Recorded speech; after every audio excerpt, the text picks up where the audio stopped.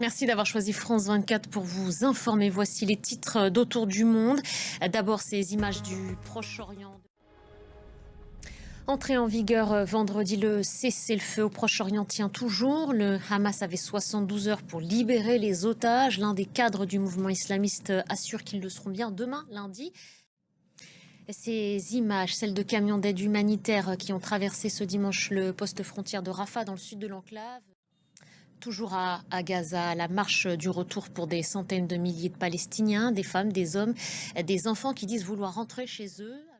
Et en Égypte, un sommet sur la paix au Moyen-Orient se tient ce lundi, présidé par Abdel Fattah al-Sisi et Donald Trump. Voilà ce qu'on pouvait dire pour l'heure sur l'actualité au Proche-Orient. Nous continuons également de suivre dans Autour du monde l'évolution de la situation à Madagascar. Le ministre des Forces armées a accepté le chef d'état-major nommé par une unité qui s'est mutinée plus tôt ce dimanche.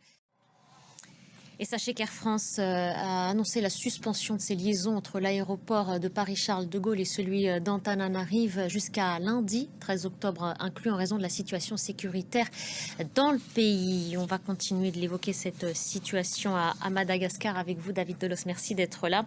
On va revenir d'abord avec vous, David, sur ces revendications qui portent essentiellement sur le niveau de vie, ce qui peut se comprendre dans un pays qui est l'un des plus pauvres au monde. Effectivement, Madagascar, en fait, c'est un paradoxe économique. L'an dernier, le pays affichait une croissance de 4,2% du PIB. Merci beaucoup, David. Merci pour ces éléments de compréhension. Ce tour du monde nous conduit maintenant à la frontière entre le Pakistan et l'Afghanistan, où des affrontements ont éclaté la nuit dernière. Selon Islamabad, 23 de ses soldats et 200 côté afghan ont été tués à Kaboul. Absolument tout autre chose maintenant. Elle affichait toujours ce sourire lumineux. L'actrice américaine Diane Keaton s'est éteinte hier à l'âge de 79 ans, célèbre pour ses rôles dans Manhattan ou Le Parrain. Elle recevait en 1977 un Oscar pour son rôle dans Annie Hall de Woody Allen, un rôle écrit spécialement pour elle. Retour sur sa carrière en images avec Gaël Fonseca. Et à suivre tout de suite votre magazine Outre-mer. Au programme cette semaine, un défi inoubliable en Nouvelle-Calédonie. L'association Rêve de Gosse et le Rotary Club ont réuni des enfants porteurs de handicap pour un baptême de l'air au-dessus du magnifique lagon de Nouméa.